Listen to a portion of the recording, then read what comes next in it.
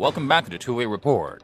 So, let's delve into the current state of affairs with the ATF and the ongoing scrutiny and criticism they're facing from various quarters, including the courts and Congress.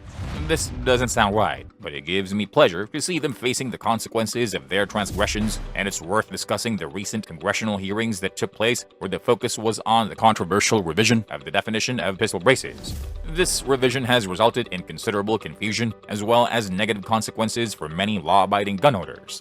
It's crucial to note that the ATF does not have the legal authority to unilaterally redefine a term that falls within the purview of Congress, which has resulted in much frustration and anger among Second Amendment advocates. So, it appears the ATF is facing significant pushback from the House of Representatives regarding the issues of pistol braces. Once again, the ATF seems to be under the impression that they have the authority to create and enforce laws as they see fit. However, they seem to have forgotten that the responsibility of creating and enacting laws rests solely with Congress. One of the key issues at play is the definition of a rifle as it relates to the use of braces, which I'm sure you're already aware of by now. The ATF's new definition does not align with the established definition of a rifle, which specifies that it must have a rifled bore and be designed for firing from the shoulder. A pistol brace is not designed for use on the shoulder, regardless of how many individuals might be utilizing them in that manner. Simply put, the widespread use of a brace in a particular manner does not alter the definition of a rifle. The ATF has a procedure to prosecute individuals found using a braced pistol on the shoulder. However, they cannot simply deem something illegal that was legal for 10 years without proper procedures. This means that there are tens of millions of Americans who have built firearms based on these braces, and suddenly, they could be considered felons unless they modify their weapons. This is due to the ATF's plan to take enforcement action after 120 days, charging anyone in possession of an unregistered short-barrel rifle. The issue with this is the inequity under the law that it presents, which is a concern that everyone should be mindful of. Given the pressure from Congress, it's clear that the ATF is in a difficult position. I can only imagine how they are responding to this kind of pressure. As the director of the ATF, receiving a call from someone higher up in the White House, House of Representatives, Senate, or elsewhere could be quite challenging. The person on the other end of the line may give a directive like, "You need to do XYZ by the end of the day," or week, and the director would have to comply, as that's who they work for. Even if the following day, another person with authority gives a different directive, the director is left to navigate the situation and try to comply with conflicting orders. It's a tough spot to be in, to say the least. It's difficult to imagine how the ATF is handling the pressure from both the executive and legislative branches of the government. It seems as though they are being pulled in different directions by two bosses of equal authority, which must be like being kicked in the nuts twice, every time. One day they are being told to do one thing, and the next day they are being told to do the opposite. It's as if they are being ordered to turn right by one boss and to turn left by the other.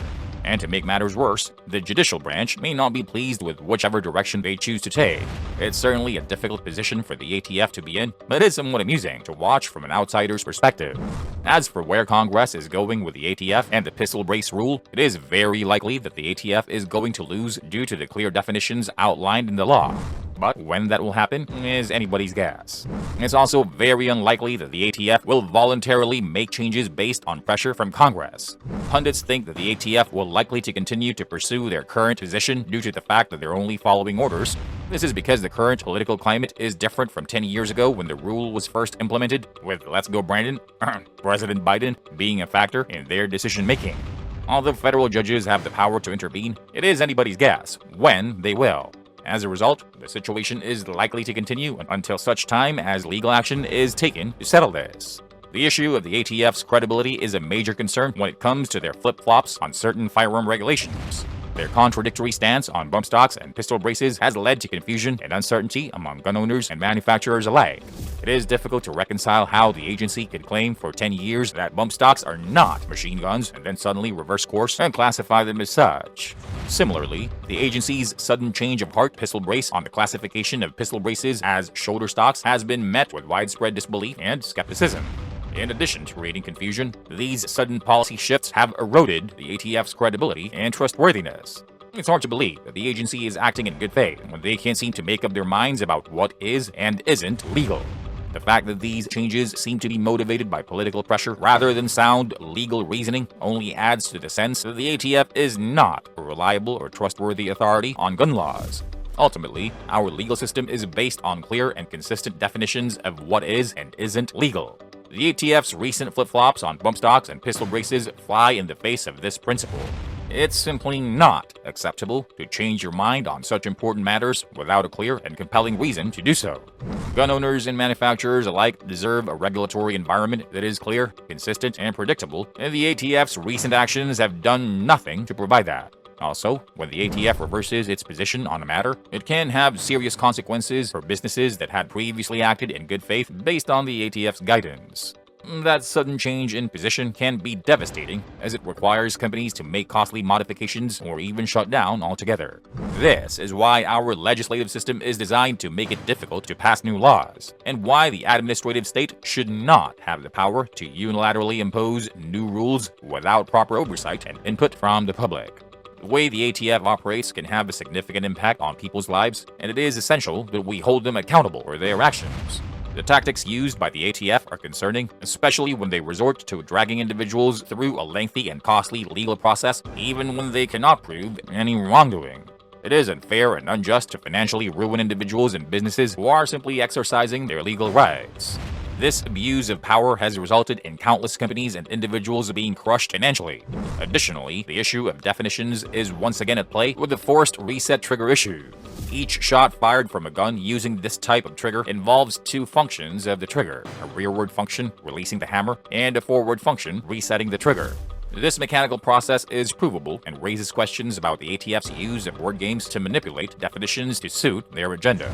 To expound on the issue of forced reset triggers and the ATF's jurisdiction, it's important to note that these triggers involve two functions of the trigger, which is twice as many as required for a semi-automatic firearm. This can be proven by any engineer. Even if only one function of the trigger was happening per shot, it would still be semi-automatic. However, because AR-15s work with two functions of the trigger, the ATF is trying to label them as machine guns.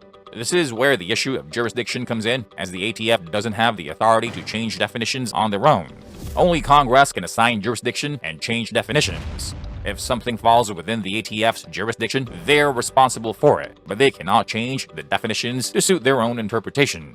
It's important to adhere to established definitions to avoid confusion and protect the rights of firearm owners. To elaborate on what was previously mentioned, when it comes to the definition of a machine gun, the ATF tends to manipulate language and play word games.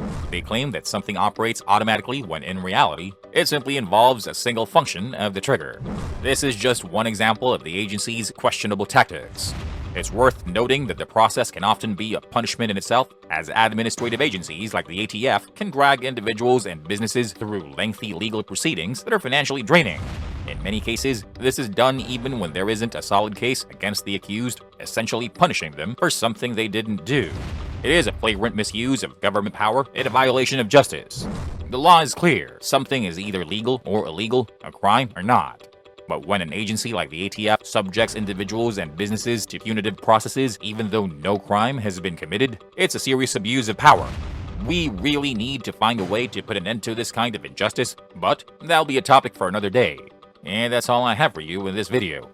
If you care about your Second Amendment rights, please help our channel grow by clicking on like, share, subscribe, and that notification bell so you're updated on new content. Thanks and have a good one.